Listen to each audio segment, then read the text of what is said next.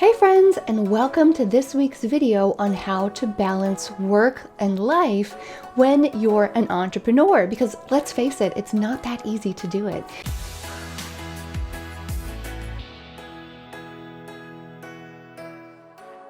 So my name is Sarah Mae Ives, and I have a successful advertising business. Plus, I'm super duper passionate about teaching other women how to start their own advertising businesses as well, because it is one of the most valued, creative, fun, collaborative skills that you can do currently in the online space, and it pays really well while you're helping people to make their businesses better and make their businesses succeed.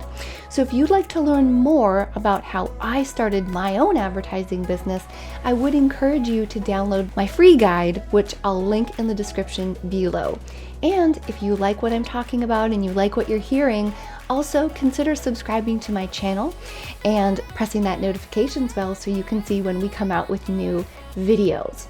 So let's get down to business. Let's talk about how you can strike a better work-life balance when you're an entrepreneur, and especially when you're an entrepreneur as a mom or as someone that is caring for other people. My business journey starts way back in 2011, really actually 2010, when I started planting the seeds of starting my own business. And at that time, I desperately wanted to have my own business so I could get freedom from my 9-to-5 job, which did not leave me much time to spend with my son. So I became incredibly inspired to start my own business, work from home, set my own hours, make great money helping other people. It didn't exactly work out like that. In fact, what happened is I had a business that wasn't very profitable, and I really tried at that business for 5+ years, and I was still having to work my job. So I was really burning the candle at both ends. So in 2016, when I closed my business, I went back to the office and I said to people, I would rather work 40 hours a week for someone else than 80 hours a week for myself. Because the reality was I became so burnt out, so overworked, and so resentful, quite frankly, of all the work that I was doing, that I wasn't enjoying my life at all.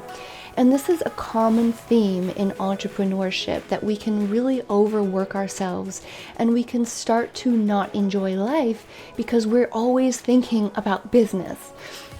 And the hard part of being an entrepreneur is that when I'm working, I'll sometimes find that I'm thinking of my children and thinking, oh, I just badly want to spend time with them. I want to take them to the park, do something fun, just talk with them.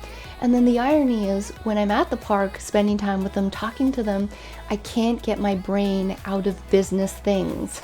So today I'm going to talk to you about the key strategies that I've used to strike more balance and enjoyment, quite frankly, as an entrepreneur. So number one, you want to identify where you're spending your time. You want to look at your schedule and understand when are your productive times, when are you required to work, and then when can you shut things off? Because by shutting things off, that's going to allow us the freedom, the creativity, and the presence that we want to extend to our families. So I've identified that I work between the hours of 9 a.m. and 3 p.m. every day. Obviously, I'm able to have my kids at school during that time and be productive during that time. I also try to take off some time at noon hour to have my lunch, to peacefully eat, and maybe go for a walk. Now, when it comes to after hours, so when the kids come home, I want to be present. Now, by the way, I say this to you as a student, I'm far from perfect, but I have gleaned some great tips along the way. So after the kids come home from school, I typically like to turn my phone onto airplane mode. And airplane mode lets me be really present with my kids so I can do their homework, get supper made, spend some time playing with them, and get them off to bed actually. What I typically like to do is after that time, I will check in, make sure there's no urgent things that I need to take care of, and then I'll go to bed. So that's the real key to not being working all the time while you're with your children, because there's nothing worse than feeling like, okay, I'm at the park, but I'm not even spending any time being present on my kids. I'm just looking at my phone. I'm dealing with business. And trust me, I've been there, and there's still those hectic days where I can't avoid it. But overall, it doesn't feel good to me. And it leads to a feeling of your brain always being turned on. Now, another key tip is to tell your clients this. So when we onboard new clients, I have a briefing document that we send to the client so that the client understands when I work, so that when I turn my phone on airplane mode and they send me an urgent email and I don't respond until later, they're not going to panic, and they understand when I'm available and when I'm not available. So that's another really great tip, to set the boundary with clients so that they can help you to respect those times when you're not working as well. And it's been a really instrumental tip to working with clients as well. So number one, making sure that you've got your schedule mapped out for your productive times and your times when you're on like family mode, where you're turning the phone on airplane. Number two, making sure that your team and your clients are aware of your schedule as well, so that they can help to support you. Because oftentimes our team and our clients, they want people that are happy and healthy and living the life that they want to live. I don't want people working for me that are super stressed and always running around and not enjoying their life, because I know they're not going to be able to do to meet their full potential of productivity if they're not in that happy place. Another tip for productivity at home and work-life balance is making sure that you're taking care of yourself. So this can mean devoting a time every single day where you get out of the house and go and do a walk, or go and do an exercise like running. You want to do something that clears your brain, because especially when we're entrepreneurs, we can be thinking business all the time, and this leads to a frenetic energy that will ultimately not allow us to meet our full potential.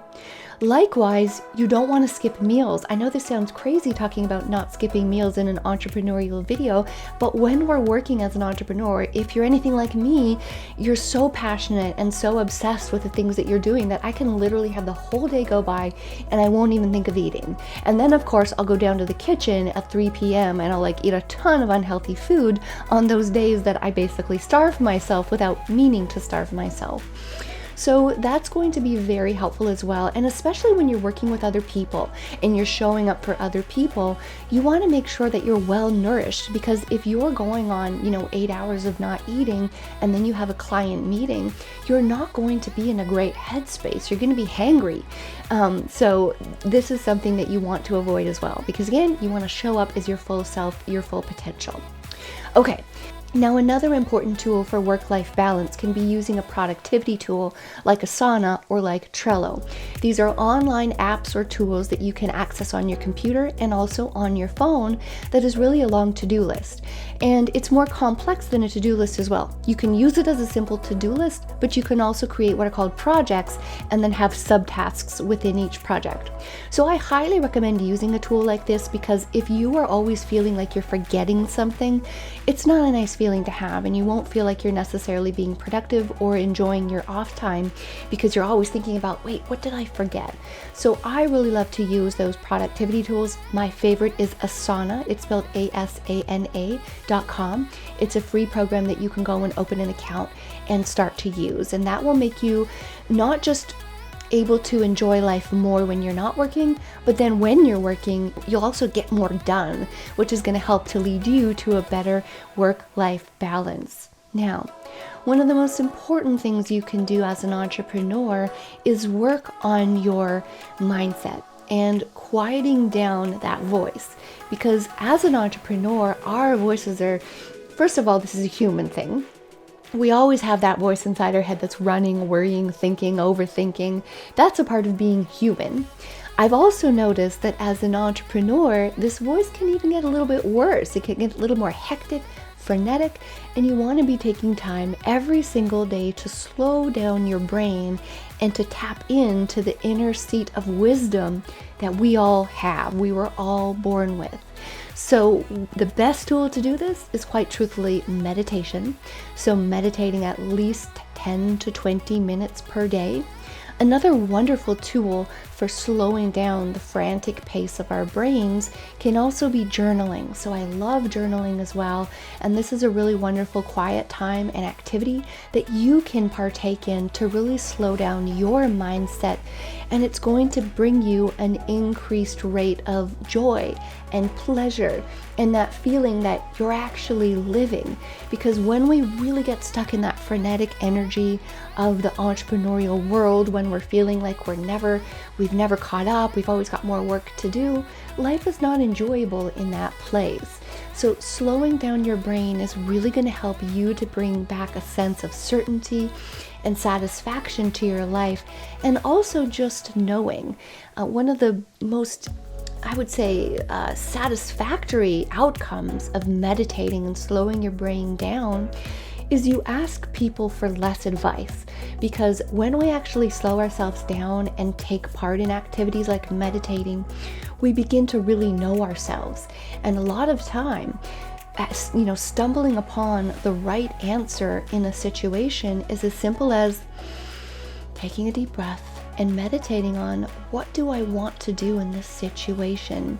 So you will begin looking less outwards for validation, and you will be looking more inwards. And that's such an incredible feeling as a human being to be experiencing. The last tip that I'm going to share with you is just taking time off. I know that this sounds crazy, and trust me, for the people that know me, they know that I've gone through major phases of being close to a workaholic, but our creativity is stifled when we're working too much.